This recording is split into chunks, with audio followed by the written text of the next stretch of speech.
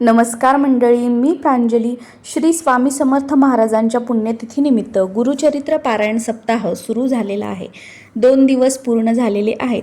अशामध्येच बऱ्याचशा कमेंट्स आहेत की ताई, गुरुचरित्र पारायण करणं शक्य नसेल तर या सप्ताहामध्ये संक्षिप्त श्री गुरुचरित्राचे वाचन केले तर चालते का? तर हो, नक्कीच तुम्ही संक्षिप्त श्री गुरुचरित्राचेही पारायण करू शकता आणि सप्तशती गुरुचरित्राचेही पारायण करू शकता.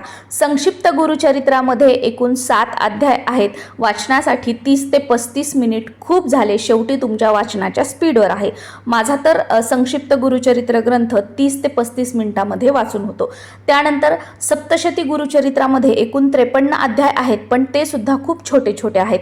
जास्तीत जास्त तुम्हाला 1.25 तास ते 1.5 तास त्या पारायणाला लागू शकतो. त्यामुळे या सप्ताह काळात काही अडचणींमुळे तुम्हाला गुरुचरित्र पारायण करणं शक्य नसेल तर संक्षिप्त गुरुचरित्र किंवा सप्तशती गुरुचरित्राचा पाठ तुम्ही नक्कीच करू शकता. दत्त महाराजांची तुम्ही कोणतीही सेवा केली, जसं की मोठं गुरुचरित्र पारायण असेल, संक्षिप्त गुरुचरित्र असेल किंवा सप्तशती गुरुचरित्र असेल, तर तुम्हाला ब्रह्मचर्याचं पालन करावं लागेल. नॉनव्हेज खायचं नाहीये, घरी बनवायचं नाहीये आणि घरातील मंडळींना सुद्धा खाऊ द्यायचं नाहीये, परान्न घ्यायचं नाहीये. या 3 नियमांचं तुम्हाला पालन करणं शक्य असेल तरच तुम्ही गुरुचरित्र पारायण करा, अन्यथा करू नका. या सप्ताहामध्ये तरी किमान या नियमांचं पालन करा. आणि इतर वेळी समजा तुम्ही संकल्प न करता संक्षिप्त गुरुचरित्र वाचताय किंवा सप्तशती गुरुचरित्र वाचताय, तर फक्त त्याच दिवशी तुम्हाला नियम पाळायचा आहे. इतर वेळी तुम्ही जे काही खाता वगैरे त्या सगळ्या गोष्टी तुम्ही खाल्ल्या तरी सुद्धा चालतं. फक्त ज्या दिवशी वाचन करतोय त्या दिवशी तरी किमान हे 3 नियम पाळणे गरजेचे आहे. समजा या तिन्हीपैकी तुम्हाला कोणतीच सेवा करणं शक्य नाहीये, जसं की काही आजारपण असेल ज्यामुळे तुम्ही जास्त वेळ बसू शकत नाही,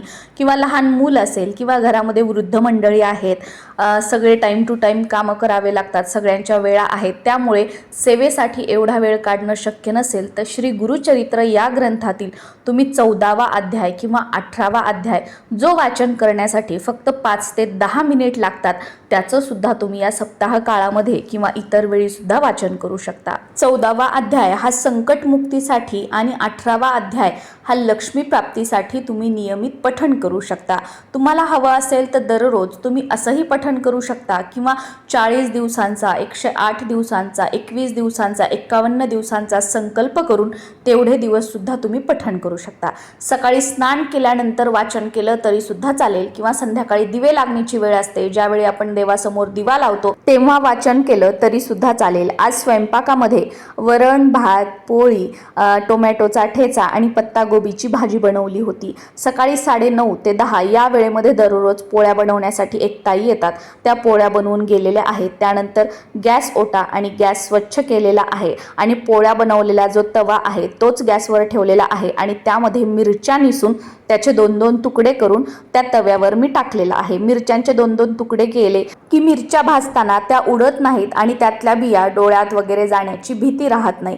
त्यामुळे मी मिरच्या 2-2 तुकडे करून तव्यावर टाकलेल्या आहेत. आणि तव्यावर जेव्हा आपण मिरच्या टाकतो तर त्यावेळेला लगेच त्यावर तेल सोडायचं नाहीये. मिरच्या अगोदर थोडं एखादा डाग पडेपर्यंत, काळपट होईपर्यंत थोड्याशा भाजून घ्यायच्या आहेत आणि त्यानंतर या मिरच्यांवरती तेल सोडायचं आहे. म्हणजे मिरच्या ज्या आहेत ना त्या फुटत नाहीत आणि त्यातल्या बिया ज्या आहेत इकडे तिकडे उडत नाहीत. तुम्ही गरम तव्यावर मिरच्या टाकल्या आणि लगेच जर वरतून त्यावर तेल टाकलं तर मिरच्या फट फट फुटतात आणि मग डोळ्यात वगैरे जाण्याची भीती असते. लसूण सोलण्यासाठी खूप वेळ लागतो बघा, तर मी काय करते, लसूण जो आहे तो गॅसवर अगोदर थोडासा भाजून घेते, तो थंड होऊ देते आणि त्यानंतर तुम्ही बघू शकता की फक्त अगदी थोडासा चोळला, एखादा पाचोळ्याचं टोक काढलं की आपोआप त्या लसणाचा सगळा पाचोळा निघतो आणि लसण जो आहे तो खूप लवकर नीट केला जातो. मी जेव्हाही कधी कुकिंगचे व्हिडिओ टाकते ना तर त्यावेळेला एक कमेंट मला हमखास असते की तुमचा गॅस कोणत्या कंपनीचा आहे. तर माझा गॅस फॅबर कंपनीचा आहे, पण तो आत्ता घेतलेला नाहीये आणि त्याची किंमत सुद्धा माझ्या लक्षात नाहीये. माझ्या घरामध्ये जेवढ्या काही वस्तू आहेत ना त्या सगळ्या 7, 8, 10 वर्ष जुन्या आहेत. नवीन वस्तू एकही नाहीये. फक्त काय आहे ना, नव्यासारख्या सगळ्या वस्तू माझ्या का दिसतात कारण वस्तूंचा वापर चांगल्या प्रकारे करणे, वस्तू स्वच्छ ठेवणे, वेळोवेळी त्या वस्तूंची सर्व्हिसिंग करणे, त्यामुळे वर्षानुवर्ष आपल्या सगळ्या वस्तू जशास तशा टिकतात. मला आठवतं की मी हा गॅस आणि वरती लावण्यासाठी जी चिमणी असते किचनमध्ये, तर ती मी सोबत घेतलेली होती. माझा स्वयंपाक बघताना तुम्हाला एक गोष्ट लक्षात येईल की आजकाल बघा बरेच जण भाज्या बनवण्यासाठी ह्या भाजीसाठी हा मसाला, त्या भाजीसाठी तो मसाला, इतके सारे मसाले त्या भाजीमध्ये टाकतात, तरीही त्या भाज्या चविष्ट बनत नाहीत.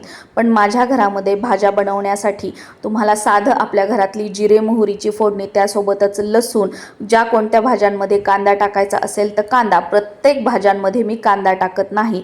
आणि आपल्या घरातील वर्षभरासाठी जे आपण बनवतो ते लाल तिखट आणि काळं तिखट एवढंच टाकून आम्ही साध्या आणि त्यासोबत शेंगदाण्याचा कूट टाकून भाज्या बनवतो. पण इतक्या चविष्ट लागतात ना, आणि तोंडाला चव येते. भाज्यांमध्ये किती प्रकारचे मसाले टाकले यावर स्वयंपाक चविष्ट लागत नाही, तर आपल्या हाताला चव असावी लागते, तेव्हाच आपण केलेल्या भाज्या, वरण, अगदी शिळ्या पोळ्यांचा कुस्कारा जरी असेल ना तर तो चविष्ट लागतो. आणि हो, स्वयंपाक बनवताना जितक्या प्रेमाने आणि प्रसन्न मनाने आपण बनवू तर तो अजूनच चविष्ट होतो. बऱ्याच वेळेला बघा घाई गडबडीमध्ये आपण थोडंसं तिखट मीठ टाकतो, थोडंसं तेल टाकतो आणि काहीतरी बनवतो, पण ते इतकं चविष्ट लागतं ना, कित्येक दिवस, बऱ्याच वेळेला वर्षानुवर्ष ती चव आपल्या लक्षात राहते. आणि बऱ्याच वेळेला तशा चवीचा तोच पदार्थ आपण बनवण्याचा प्रयत्न करतो, पण तशी चव मात्र आपल्या हाताने परत बनत नाही. तसाच एक पदार्थ बघा, माझ्या मैत्रिणीच्या घरी मी एकदा हिरव्या मिरचीत बनवलेले भाकरीचे तुकडे खाल्लेले होते. काय त्या तुकड्यांना चव होती तुम्ही म्हणाल. बऱ्याच वेळेला आपण पोळीचे तुकडे बनवतो ना, पाण्यामध्ये फोडणी टाकून शिजवतो, तसे भाकरीचे तुकडे त्यांनी हिरव्या मिरचीच्या फोडणीत पाणी टाकून बनवलेले होते. तशी चव मला अजून परत खायला मिळालेली नाहीये. अजूनही म्हणजे नाव जरी काढलं ना, त्यावेळेला खाल्लेली ती टेस्ट जिभेवर येते. आणि हो, माझ्या हातचा ठेचा पण खूप छान होतो बरं का.